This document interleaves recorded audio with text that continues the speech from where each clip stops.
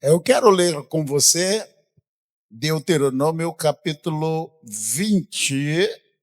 Depois depois lerei dois outros versículos, mas agora farei a leitura de Deuteronômio capítulo 20. Deuteronômio faz parte do Pentateuco.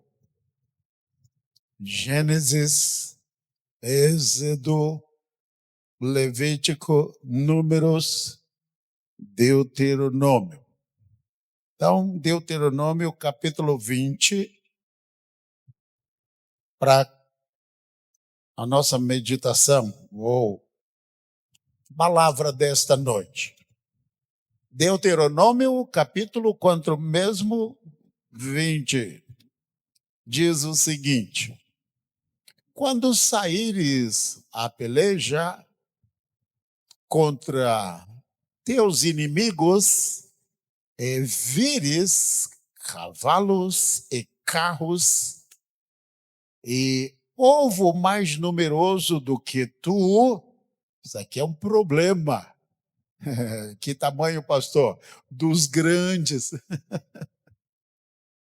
Deles não terás temor, pois contigo está o Senhor, teu Deus, que te fez subir da terra do Egito. Interessante, não é? Nós passamos por uma pandemia e realmente mexeu com todo o planeta Terra. Um sofrimento muito grande, mas a coisa pior do que pandemia, guerra.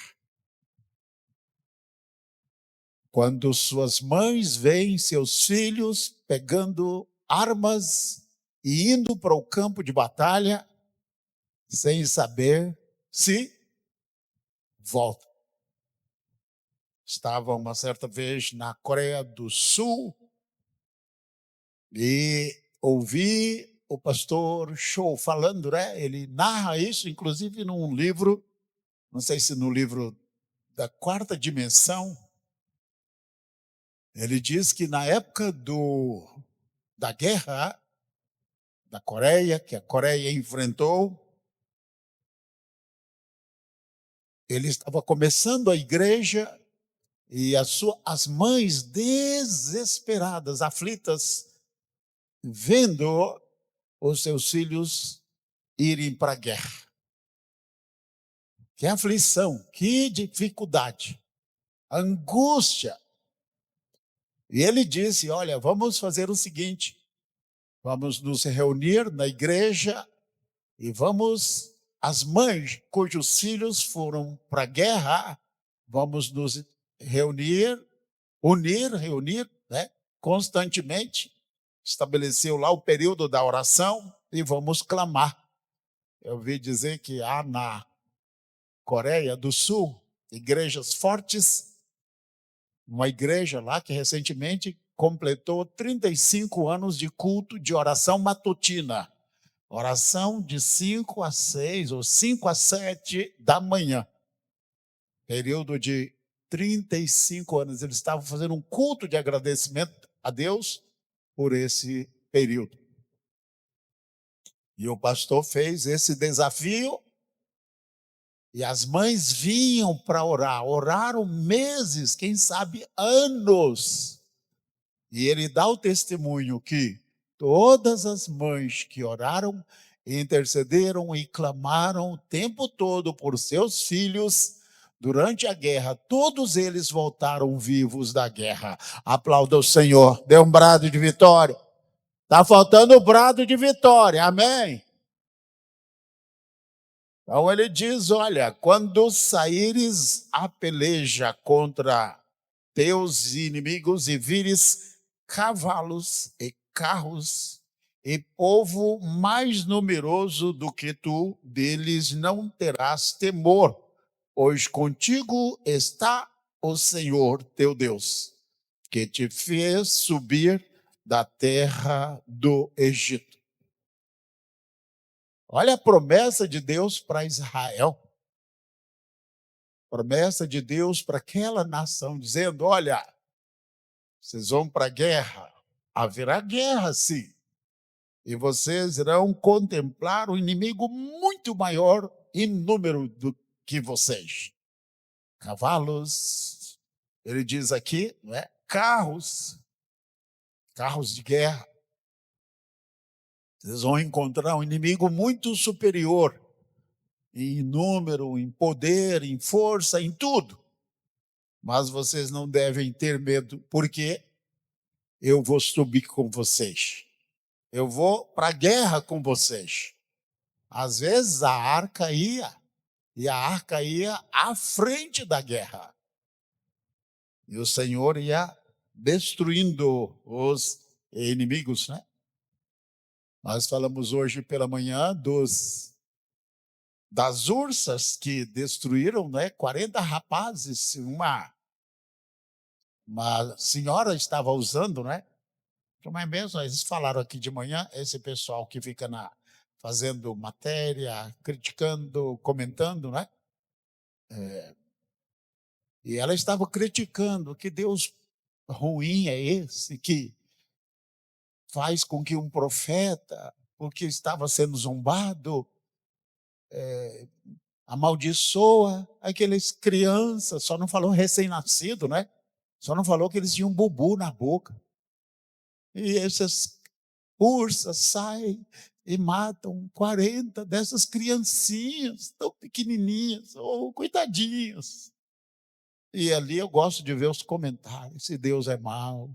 Por isso que eu não creio mais na Bíblia, né? E Satanás, né? Satanás, ele fica lá, ele está trabalhando.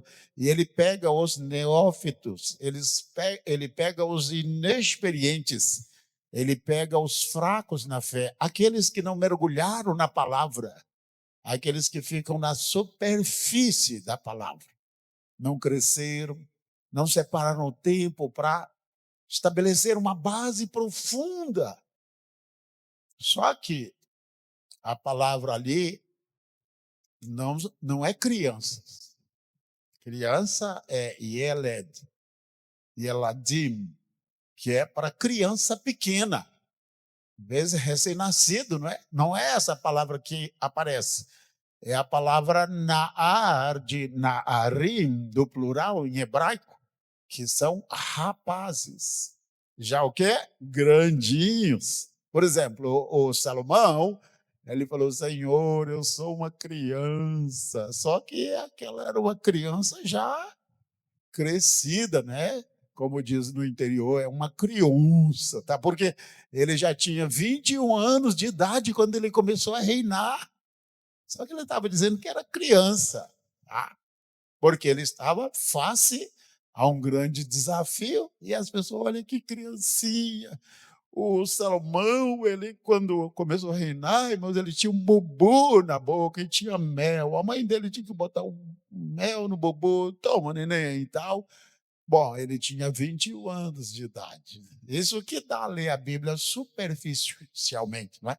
E quando Satanás ataca, nós vamos, olhamos, acreditamos, porque Satanás ele tem uma habilidade muito grande. Ele fez isso até com o Senhor Jesus. Ele fez com o primeiro Adão, ele fez com a Eva, o primeiro casal, e conseguiu. Ele torceu a palavra.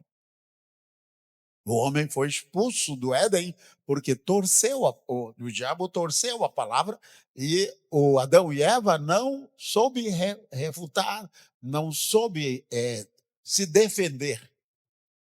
Mas aí ele vem com a mesma cartada contra o Senhor Jesus, e ele usa a palavra, o Senhor Jesus rebate, ele torce a palavra, o Senhor rebate e ele perde. Porque o Senhor Jesus, ele era a palavra encarnada. O Verbo se fez carne e habitou entre nós.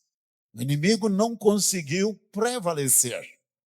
E ali também, no caso das ursas, tá? Eu creio que o livro dos Reis, capítulo 2, no caso das ursas, ele estava em Betel E Betel era um centro de idolatria, culto a deuses pagãos, onde aquele lugar afrontava Deus, a autoridade a Deus, onde havia idolatria, feitiçaria, todo tipo de maldade. E eles estavam escarnecendo o Eliseu, porque Eliseu foi colocado como substituto do Elias. Certamente eles não queriam e sabiam que o Eliseu tinha porção dobrada. Elias tinha 110, Eliseu 220. E a outra razão, seria a quarta ou quinta neste momento, é porque também porque por trás daqueles nenéns de bubus, que não tem nada a ver de nenéns e nem de bubus, e não eram crianças, já eram grandinhos, havia o quê? Algumas lideranças que diziam: nós não podemos atacar o Eliseu abertamente, mas nós vamos mandar uma equipe, vamos mandar esses jovens, essa turma, esses adolescentes já sabendo o que faziam, os rapazes, eles ficavam como dando respaldo. Por isso que o Senhor cobrou duramente. Mas a pessoa que não tem base, não tem fundamento, ela vai deixar de crer em Deus. Eu sempre falo, é muito importante acreditar na palavra e crescer. A Bíblia diz: examinai as Escrituras, porque vós cuidais ter nelas a vida eterna e elas testificam de mim. Quando nós lemos a palavra, cremos na palavra, aprofundamos na palavra, nós passamos a ter base, fundamento, porque a palavra é a base, é o fundamento da nossa vida. Sem a palavra, nós não vamos subsistir nesses últimos dias. Mas com a palavra do Senhor, que a Bíblia diz: passarão os céus, a terra passará, mas a minha palavra jamais passará. Aplauda o Senhor nesta hora, em nome de Jesus. Amém? Está faltando o brado de vitória. Não aqui está as leis da guerra. Isso aqui, ao meu ver, é a coisa mais importante. Porque você pode ter dinheiro, você pode ter fama, você pode ter tudo. Mas se não conseguir vencer as suas batalhas, não vai resolver coisa nenhuma. A coisa mais importante para uma pessoa é quando surgem as adversidades, ela luta, fica de pé e ela prevalece. Nós estamos em 2026. Quantas batalhas você já não enfrentou? Você já enfrentou dezenas de batalhas, doenças, enfermidades, todo tipo de males. Mas você está aqui, você venceu, prevaleceu, permaneceu, porque Deus está com você, porque Deus prometeu que Ele estaria com você. Amém? Glória a Deus. Está ficando bom. Eu não vou entrar aqui nas leis da guerra, porque ele mostra que o Senhor diz: olha, eu vou subir com vocês na guerra. Vocês não irão sozinhos. E aqui ele fala algo muito interessante. Tá? Ele diz algo que é muito forte. Quando estiverdes para entrar na peleja, aqui no Deuteronômio 20, verso 2, quando estiverdes para entrar na peleja, o sacerdote se chegará e falará ao povo. O primeiro que se dirigia ao povo, como num time de futebol, basquete, ou sei lá, no primeiro tempo, ou no intervalo, ou o comandante, não é? O técnico, é isso mesmo?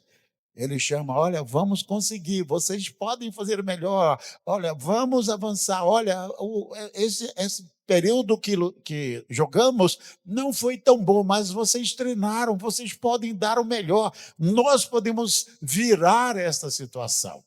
É a mesma coisa, só que o primeiro que aparece é o sacerdote. E o sacerdote falaria para eles o seguinte: e lhes dirá: ouvi, ó Israel, vós estáis hoje para entrar na peleja contra os vossos inimigos. Não se amoleça o vosso coração. Não temais nem tremais, nem vos aterrorizeis diante deles. Todo mundo quer ouvir isto, não é? Pois o Senhor vosso Deus é o Deus que vai convosco a pelejar por vós contra os vossos inimigos para vos salvar. Esse texto é muito forte. Agora, tem um porém. A Bíblia diz lá, segundo o livro das Crônicas, que o Senhor falou: olha, há um princípio entre mim e vocês, não devem ser quebrados. Eu estarei com vocês enquanto vocês estiverem comigo. É uma aliança. Isso é, se vocês quebrarem a aliança de vocês, eu não vou estar mais com vocês. Isso é muito sério, esse é o problema. Nós entramos na guerra, entramos na batalha, mas não olhamos nem percebemos que o Senhor não entrou conosco nessa guerra. Estava ouvindo, creio que foi essa semana, falei isso para os irmãos, hoje pela manhã, de um rapaz que ele era muito bom, treinou. Ele era um instrumentista e ele se apresentou perante um concerto e ele tocou maravilhosamente bem. E depois que ele terminou a sua apresentação, toda a plateia, aquele povo que estava ali, se colocou de pé e o aplaudiu. Mas apesar de todo aquele povo aplaudi-lo, ele botou a mão na cabeça, assim no rosto, baixou a cabeça e começou a chorar. As pessoas não entenderam. Mas você foi ovacionado, né? Todos aplaudiram, todos estão, não diria satisfeitos, né? Mas eles estão impressionados com a sua habilidade, com a sua apresentação. Mas ele disse: eu sei que vocês aplaudiram, mas tem um lá atrás, só um, que não aplaudiu. Ele, mas o que importa? Todos aplaudiram, você foi aplaudido por todos. O que esse um pesa? Você quer saber que esse um não te aplaudiu? E nós, toda essa multidão que te aplaudiu, não pesa tanto? E ele continuou chorando, e depois perguntaram: diga-nos por quê? A aprovação dessa pessoa, dessa única pessoa, que era um homem que estava lá sentado, não ficou, não se levantou e nem aplaudiu. Ele disse: por quê? Quem é ele? Ele disse: é o meu mestre, é o meu professor. Às vezes nós estamos sendo aplaudidos pelo mundo. Às vezes todo mundo está nos aprovando, de pé, aplaudindo. Mas aí vem uma pergunta, pergunte para a pessoa do seu lado: Jesus está de pé? Jesus aplaudiu? Jesus aprovou? Interessante, não é? Eu digo sempre, não foi Abraão que diz, Deus é meu amigo. Não. Foi Deus que diz, Abraão é meu amigo. Já viu aquele ditado? Ó, tá comigo ou tá com Deus? Não sei, não. É Deus que vai dizer, eu estou com você. Não sou eu que vou dizer, Deus está comigo. Funciona dessa forma. Nós tivemos aí o nosso culto de virada. Que bênção, que maravilha. Nós tivemos no Brasil, no mundo todo, shows de virada. Está havendo uma mudança. Shows de virada e cultos de virada. As pessoas estão trocando cultos de virada para o quê? Shows de virada. Shows de virada, ali você não pensa nos seus problemas, é como que de paliativos. A pessoa pula, dança. A gente se alegrou muito aqui também. Mas é diferente. Lá você se dispersa, você está preocupado, você sabe, quando sai dali, tudo é a mesma coisa. Você não consegue concentrar, se ligar. É tanta coisa para distrair. Mas quando você está na casa de Deus, já fizemos muito culto fora aí, não tô, nada contra, né? Mas é diferente quando você para ouvir, você dá atenção à palavra de Deus, Deus fala com você e você sai dizendo: olha, eu entendi, o Senhor falou comigo, este ano a minha vida será diferente. Amém? Aplauda o Senhor, dê um brado de vitória. Glória a Deus. É muito importante ouvir palavras bonitas. Quem não quer ouvir? Dizem que o elogio é é o mais perfeito de todos os sons, né? Quem é que não quer ser elogiado? É errado? Não. Mas é muito importante saber o que Jesus pensa.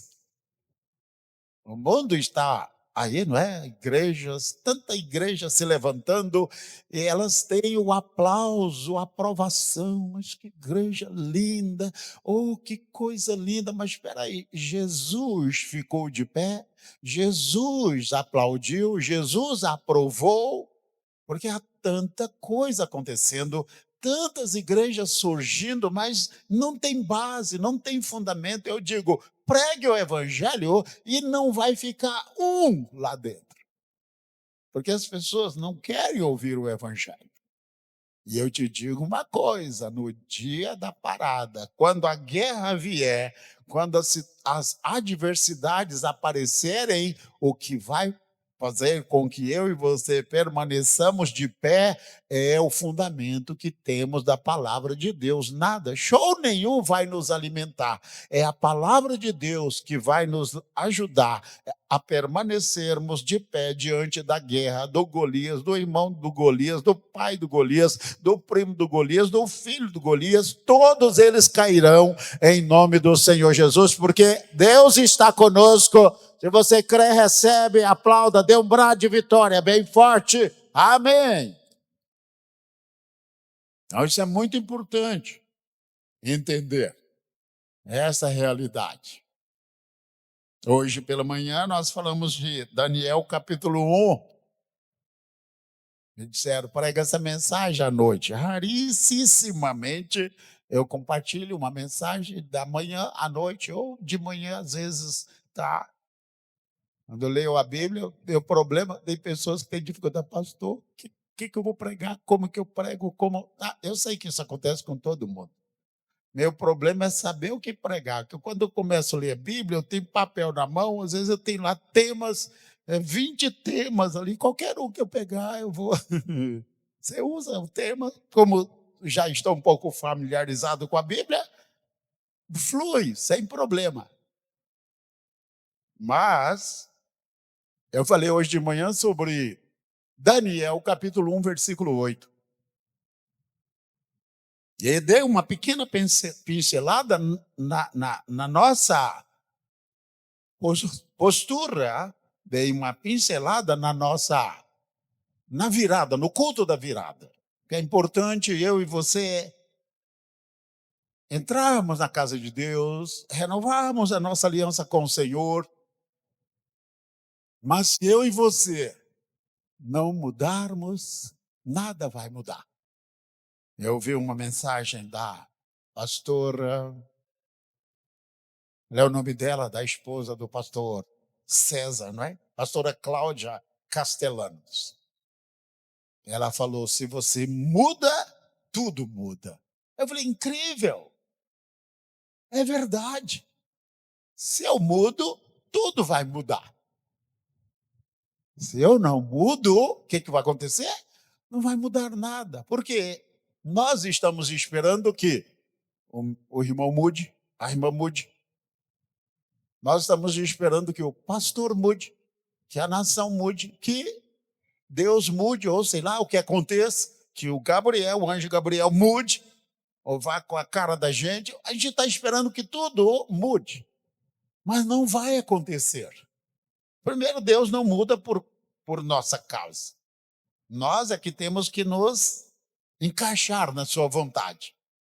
Interessante, não é? Filho pródigo, Deus não foi atrás dele lá, o pai, não, não, não. Estou aqui, vem, estou te esperando. Pastor, mas por que eu oro tanto? Tem que orar, orar. Por que tem que orar 10 vezes, 20 vezes, 30 vezes? Deus não pode ouvir da primeira vez? Claro que pode. Eu não entendia isso. À medida que vamos orando, vamos o quê? Nos encaixamos na vontade de Deus. A oração vai nos levando para o centro daquilo que Deus quer e nos coloca no lugar aonde Deus diz: aqui eu vou te abençoar. Aplauda o Senhor, dê um brado de vitória. Amém. Mas eu estou falando sobre Daniel, capítulo 1, verso 8. Daniel determinou, propôs no seu coração o quê? Não se contaminar. Certamente a essas alturas, hoje é dia 4, muitos de nós já voltou à mesma vidinha de 2025.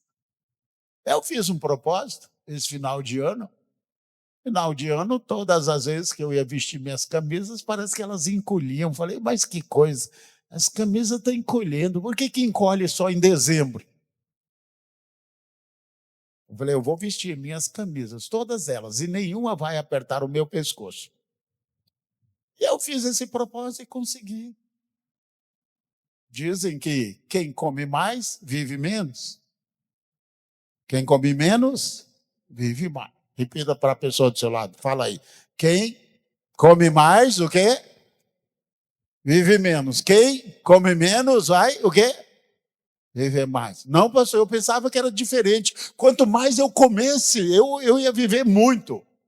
Especialmente se eu não deixar sobrar para ninguém. Porque tem irmãos assim, não é? Parece que vai comer tudo.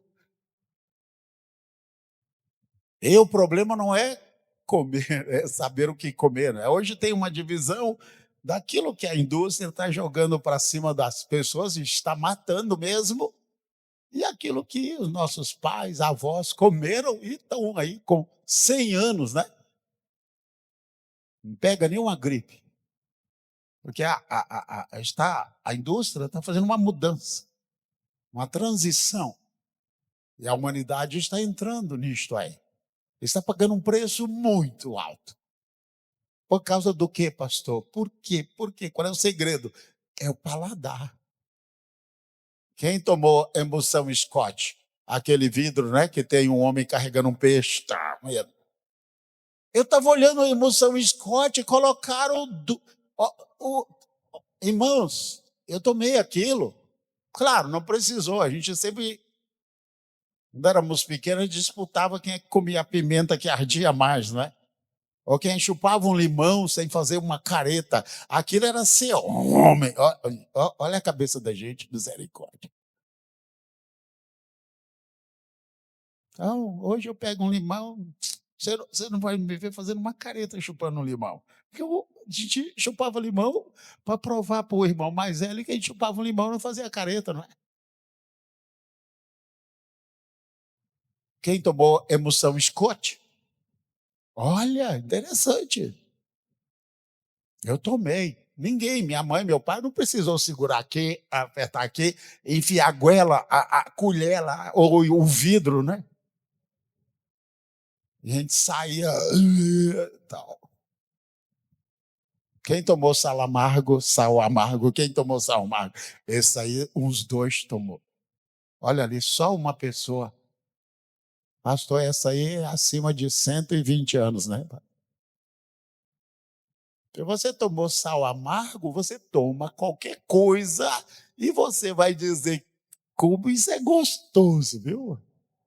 Você tomou sal amargo, você toma qualquer coisa sem fazer careta. Emulsão Scott. Hoje tem emoção Scott com gosto de morango, laranja, para a geração floco de neve. Você já pensou, irmão? Olha o preço que a gente pagou. Mas vem pancada, vem tudo, todo tipo, você está de pé. Por quê? O nosso treinamento foi mais difícil. E foi correto, foi certo. Interessante, não é? Então, Daniel determinou no seu coração o que mesmo que ele não se contaminaria.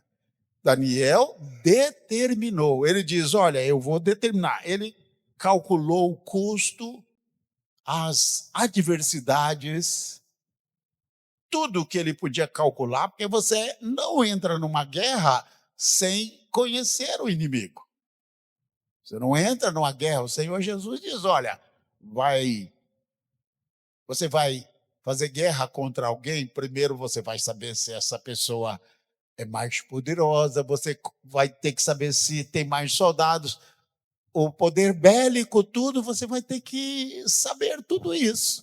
Você não vai cair numa guerra para depois pedir condição de paz. Então, Daniel determinou no seu coração, o que ele determinou? Não se contaminar, um preço muito alto. E quando eu e você determinamos algo bom na nossa vida, Deus vai dizer: olha, eu vou te mostrar o caminho. Eu vou te mostrar o caminho. O Salomão, por exemplo, ele tinha o quê? 300 esposas e o quê? Quantas concubinas? 700. Irmãos, isso nunca foi por amor, você sabia disso? Nunca. É porque Salomão precisava fazer aliança com os reis, e eles davam como prova da sua aliança as suas filhas. Agora, certamente era muito difícil para uma mulher daquela, não é? Certamente ver o marido uma vez no ano, né? Deveria ser uma frustração muito grande. E o Salomão, ele não precisava daquilo. Daniel poderia ter tido sucesso na Babilônia, o maior dos impérios daquela época. Deus o colocou aqui e diz: olha, você vai lutar, porque a bênção, nós conquistamos a bênção. Nós lutamos, mas tão importante quanto receber a bênção é segurar a bênção. Diga para a pessoa do seu lado. Tão importante quanto o quê? Receber a bênção é o quê? Segurar a bênção. O Deuteronômio diz exatamente isso. Isso é, vocês vão entrar na terra prometida. Olha, eu vou te dar as leis, falando com Israel, vou dar a vocês as minhas leis para vocês não serem expulsos de lá da forma que os demais povos foram expulsos. Isto é, se vocês não guardarem as minhas leis da mesma forma que aqueles que estavam lá praticavam as abominações, e vocês vão fazer as mesmas coisas, não cumprindo as minhas leis, não observando as minhas leis, vocês serão expulsos de lá também. Isto é, tão importante quanto receber a bênção é não deixar Satanás roubar a bênção. Deus vai te abençoar 2026. Mas aprenda como segurar a bênção. A bênção há um preço por ela. Mas o preço maior não é só receber a bênção, é você segurar a bênção. Aplauda o Senhor mais uma vez. Dê um brado de vitória. Amém? Então, o Daniel foi por outro caminho. Não foi pelo caminho de Salomão. Salomão, ele usou as estratégias terrenas que não foram boas, táticas humanas para o quê? Crescer. O Senhor diz: olha, eu poderia te abençoar de outra forma, mas você foi por um caminho da humanidade, o caminho do mundo. E o Salomão se deu mal. O Daniel diz: não, eu proponho no meu coração não me corromper, não me contaminar. E ele procurou o chefe dos eunucos e pediu: olha, me dê hortaliça, me dê um alimento, coisas que não são contaminadas, porque ele tinha que comer da comida do rei, que era oferecido ao principado de Babilônia. Ele diz: não posso comer, eu sou consagrado a Deus. E ele pediu que comesse o que? Verdura, hortaliças e tudo mais.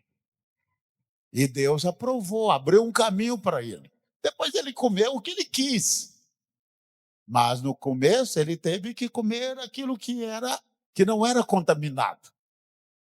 E o Senhor o honrou, porque ele determinou no seu coração que ele seria uma pessoa melhor, que ele estava no lugar onde Deus o colocara e ele permaneceria ali, ele estaria ali.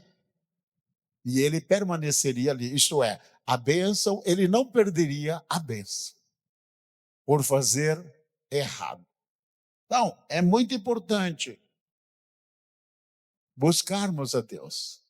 É muito importante crermos, é muito importante colocarmos os nossos planos, projetos, alvos, aspirações, metas e tudo mais. Mas é muito importante que o Senhor aprove, que o Senhor diga: olha, é isso que eu quero. Hoje há muitos crentes que estão infelizes. Primeiro, porque uma boa parte não faz nada para Deus. Se converteu, mas está perdido. Nunca leram a Bíblia toda. Não sabe. Fica ouvindo mensagem, ouve 20 mensagens durante a semana. Aí fica assim: quem é que eu obedeço? O pastor da minha igreja ou os pastores que estão pregando lá fora? Cada um diz uma coisa. Imagine uma pessoa ouvir 10 mensagens por semana. Aí a pessoa fica sem norte, sem direção. Às vezes está na igreja, mas a cabeça está perdida. Então é importante conhecermos a palavra, é importante estabelecermos metas, é importante dizer: olha, eu preciso de que Deus me abençoe. Porque o mais importante, irmãos, a vida, um dia, ela vai passar. E eu e você não podemos chegar de mãos vazias diante do Senhor. Eu sempre digo: olha, há muitas pessoas que nem pastores, pastoras, missionários, apóstolos são. São pessoas comuns da igreja, eu tenho certeza que vão ter um galardão muito maior do que o meu. Eu já venho aí na caminhada com o Senhor desde os meus 16 anos, na brecha, na intercessão. As pessoas falam: pastor, a nação, o Brasil, irmãos, olha, Deus vai dar uma saída. Eu tenho certeza, algo no meu coração diz que Deus ainda vai ajudar o Brasil, vai dar uma mão para o Brasil. Olha os venezuelanos celebrando.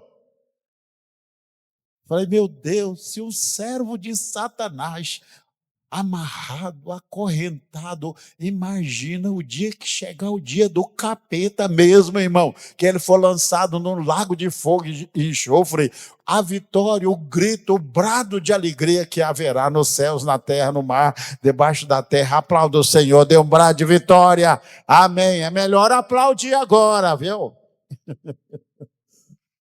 Interessante, né? Quando você vê um servo de Satanás todo amarrado, Jesus, imagina o dia que chegar o dia do dragão, de Satanás, a antiga serpente, a alegria, os venezuelanos estão chorando, homem, mulher, velhos, crianças chorando. Olha, a alegria, o povo não vai parar, não para de fazer festa. Eu vi pastores que estavam presos, alguém postou lá, pastores que estavam presos há anos, sendo liberados, sendo soltos. Estavam presos. Por quê? O quê, pastor? Não aprovavam. Olha, estão oprimindo, está matando gente, está prendendo pessoas inocentes. Faça isso. Não, você vai preso também. Está fazendo um bocado de uma crítica. Interessante, não é? Então chegou o tempo da Venezuela, chegou o tempo da Argentina, chegou o tempo, está chegando o tempo de outros países, né? Estão se libertando. Deus vai quebrar o jugo de sobre a nossa nação. Iremos ver um tempo de vacas gordas sobre a nossa nação. Prosperidade, paz. Deus ainda vai dar um tempo à igreja para que ela complete a grande comissão. Aplauda o Senhor. Dê um brado de vitória. Amém. Glória a Deus. É muito importante que Deus, Ele aprove. Então, este ano, eu e você temos aí 360 e quantos dias? Já passaram 4. 361 dias, né? Porque são 365 dias, certamente, então temos 361 dias. Amanhã mais um dia, segunda-feira. Nós não podemos chegar ao final do ano de 2026 e dizer o que eu fiz esse ano. Temos que estabelecer projetos. Primeira coisa, determinar no nosso coração que a nossa vida será diferente, que nós seremos sal, nós seremos luz, iremos fazer diferença nessa nação, para que a igreja, as pessoas vejam, né? A Bíblia diz que o mundo, né? As pessoas vejam as nossas obras, os nossos feitos, o nosso testemunho, a nossa comunhão com Deus, e a Bíblia diz: glorifique o vosso Pai que está no céu. Se coloque de pé nesta hora. Eu gostaria de separar um tempo para orar.